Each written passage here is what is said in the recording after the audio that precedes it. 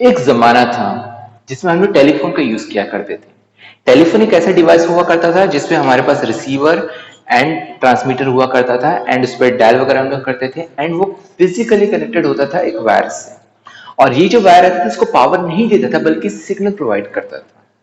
But आज का जमाना हो गया है हमारे पास में मोबाइल फोन्स का। मोबाइल फोन्स हमारे पास में बहुत ही हैंडी होते हैं, हम लोग उसको कहीं पर भी ले जा सकते हैं, हम लोग उसको कहीं पर भी यूज कर सकते हैं। अगेन पहले हमारे पास में जो मोबाइल फोन होते थे या फिर जितने भी डिवाइसेस होते थे उसमें जो हेडफोन रहते थे या फिर ईयरफोन रहते थे सारे के सारे हमारे वायर्ड होते थे, वायर के थ्रू अटैच होते थे डिवाइस से। बट आजकल वो भी हमारे पास क्या हो गए, वायरलेस हो गए हैं।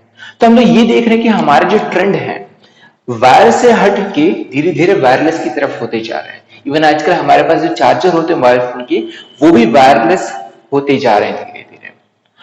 बट ये जितने भी डिवाइसेस होते हैं वायर वाले या वायरलेस वाले, इनमें एक चीज कॉमन रहता है, अब वो रहता है हमारे पास में बैटरी। तो बैटरी जो है हमारे पास किसी भी डिवाइस को पावर कर सकता है।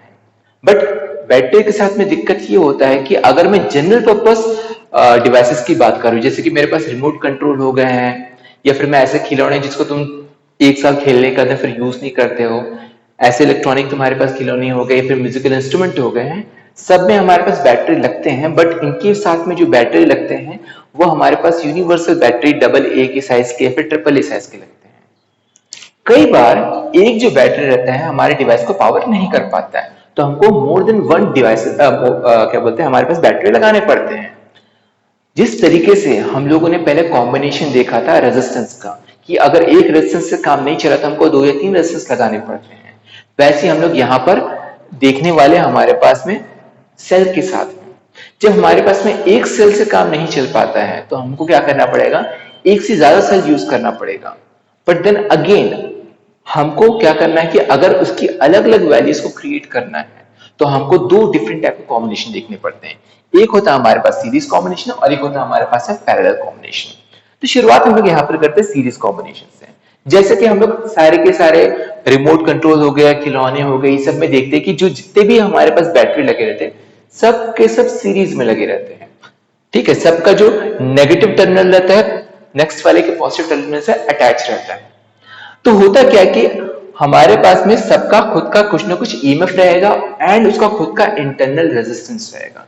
इंटरनल रेजिस्टेंस क्या होता है, एक बैटरी या फिर एक सेल में यूज होने वाले इलेक्ट्रोलाइट या फिर इलेक्ट्रोड के चलते जो रेजिस्टेंस प्रोवाइड होता है that is called internal resistance. किसी में कम रहता है किसी में ज्यादा रहता है बट इंटरनल रेजिस्टेंस सब में रहता है। अब मैंने क्या कर दिया, उसको एक लोड से या फिर उसको एक एक्सटर्नल रेजिस्टेंस से कनेक्ट कर दिया। तो हमारे पास में टोटल जो करंट रहने वाला है उसका एक्सप्रेशन क्या होने वाला है, बिकॉज अगर मैं यहां पर बैटरी का नंबर बढ़ा रहा हूं तो सीधी सी बात है हमारे पास में करंट का डिमांड क्या था, ज्यादा था। हमारे पास डिवाइस को करंट कम मिल रहा था, that's why we were using more battery here. तो हमारे पास में क्या हो जा रहा है, हम लोग यहाँ पर बहुत सारी बैटरी हम लोग यहाँ पे यूज कर रहे हैं। अब हम लोग क्या करते हैं, एक एक करके इसका एनालिसिस करते हैं। सबसे पहले हम लोग यहाँ पे बात करते हैं टोटल इंटरनल रेजिस्टेंस की। तो हमारे पास हम लोग ये देख सकते हैं कि सारे के सारे जो रेजिस्टेंस लगे हुए हैं सब सीरीज में लगे हुए हैं। ठीक है, सब पर जो फ्लो होने वाला जो करंट है वो क्या है, सेम है, इस पर भी आई, इस पर भी आई, इस पर भी आई। तो हम लोग क्या करते हैं, सबको आपस में ऐड कर देते हैं। अगर हमारे पास यहाँ पे सिर्फ दो आर होते हैं, आर प्लस आर, तो आंसर क्या आता है, 2R। यहाँ पे 3R होते हैं, आर प्लस आर, तो 3R होता है। यहाँ पे हमारे पास टोटल कितने आर हो जा रहे हैं, NR हो जा रहे हैं। तो हमारे पास टोटल इंटरनल रेजिस्टेंस हो जाएगा NR। वैसे जो हम लोग बात करते हैं ईएमएफ की या फिर वोल्टेज की, तो ईएमएफ एंड वोल्टेज सीरीज में क्या होता है, हमारा ऐड होता है। तो हमारे पास सेम यही चीज यहाँ पर होने वाला है, सारे के सारे ई ऐड हो जाएंगे और हो जाएगा हमारे पास में NE। अब हम लोग यहाँ पर देख रहे हैं कि हमारे पास में ये जो लंबा सा सर्किट था हम लोग क्या कर दिए, इसको छोटा कर दिए। एक हमारे पास में इक्विवेलेंट सर्किट हो गया है। यूजुअली क्या होता है कि हम लोगों को क्या होता है कि छोटी चीजें ज्यादा पसंद होती हैं। ठीक है ना, फॉर एग्जाम्पल मान के चलो कि एक बहुत ही लंबा फॉर्मूला तुम्हारे पास में हो गया है। ठीक है, अब उस फॉर्मूले को याद करने में क्या होता है, जान निकल जाता है।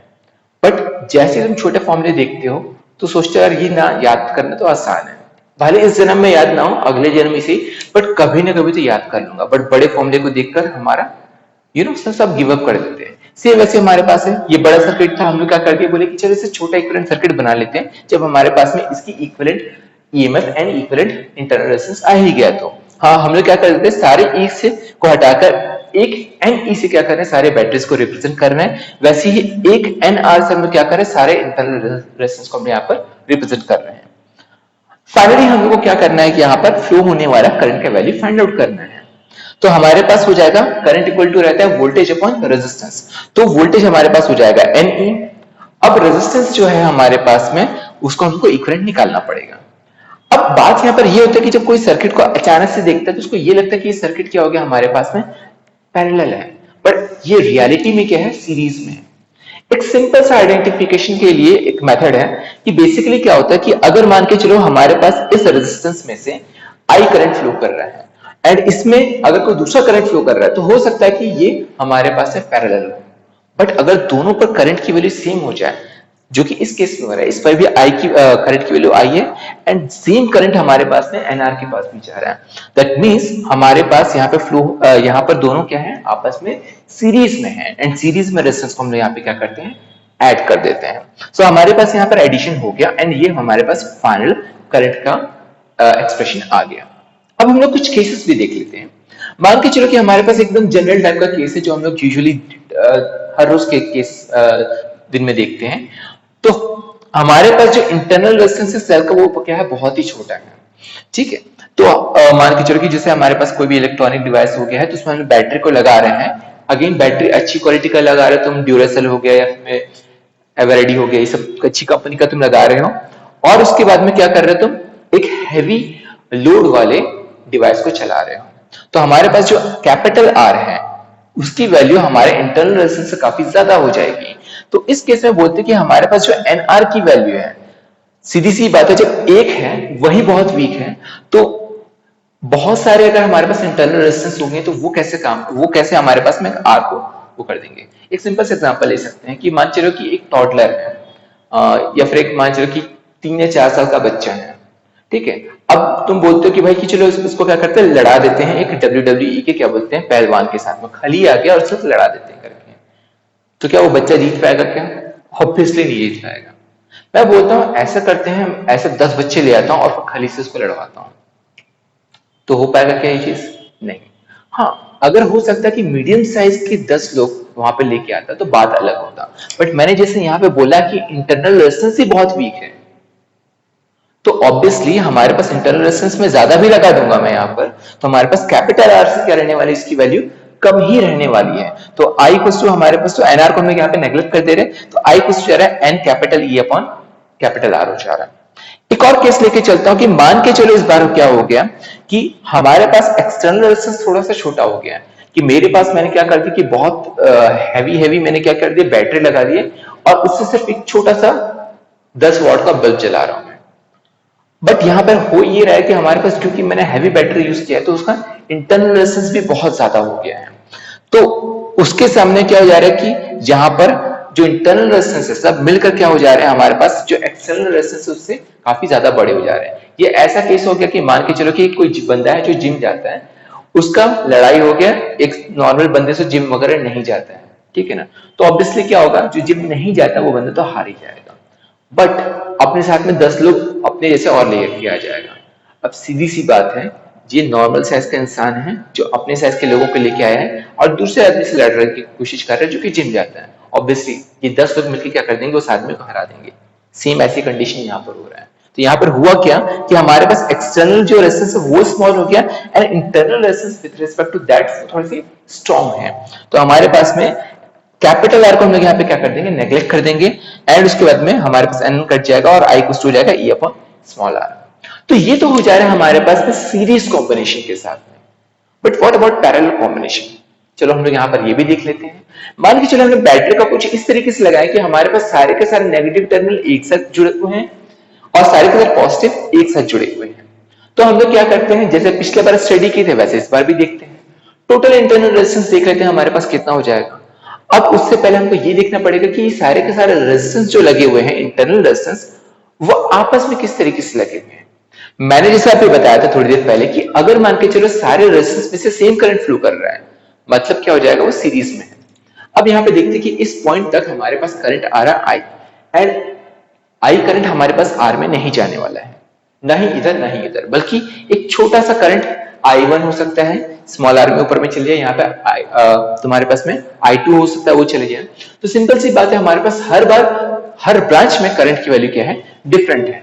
अब इसके चलते क्या हो जाएगा, हमारे पास में सारे के सारे रेजिस्टेंस को हम लोग ये अज्यूम कर लेंगे कि क्या है, हमारे पास पैरेलल कॉम्बिनेशन है। तो हम लोग 1/R equivalent equals to 1/R plus 1/R ये लिखते जा रहे हैं।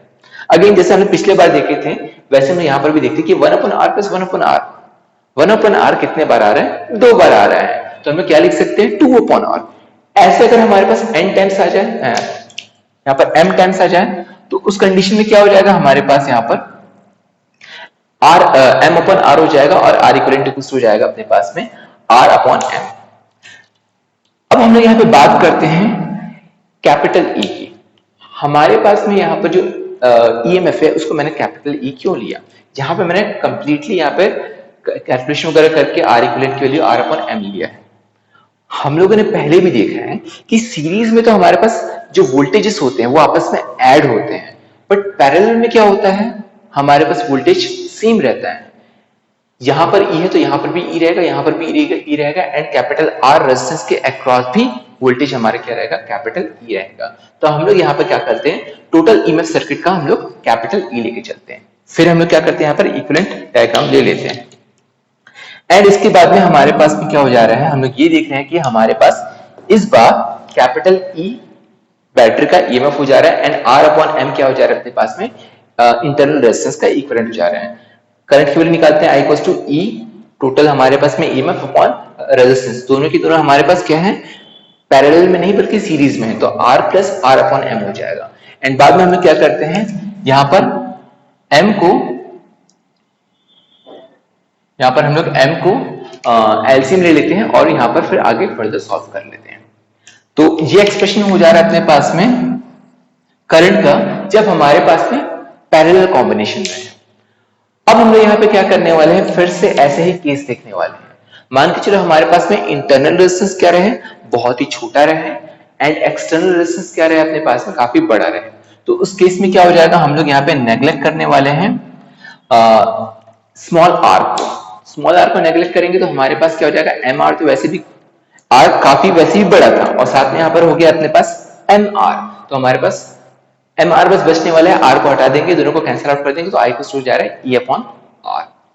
बट अगर हमारे पास में एक्सटर्नल रेजिस्टेंस वीक हो जाए, जैसे कि हमने पिछले बार में केस देखा था, एंड इंटरनल रेजिस्टेंस हमारे पास में काफी स्ट्रांग हो जाए, तो उस कंडीशन में क्या करते हैं कि एन आर को हम लोग यहाँ पे नेग्लेक्ट कर देते हैं, and finally I equals to m r को हम लोग यहाँ पे नेग्लेक्ट कर देंगे, एंड फाइनली हमारे पास जो एक्सप्रेशन आएगा I इक्वल्स टू M/R हो जाएगा।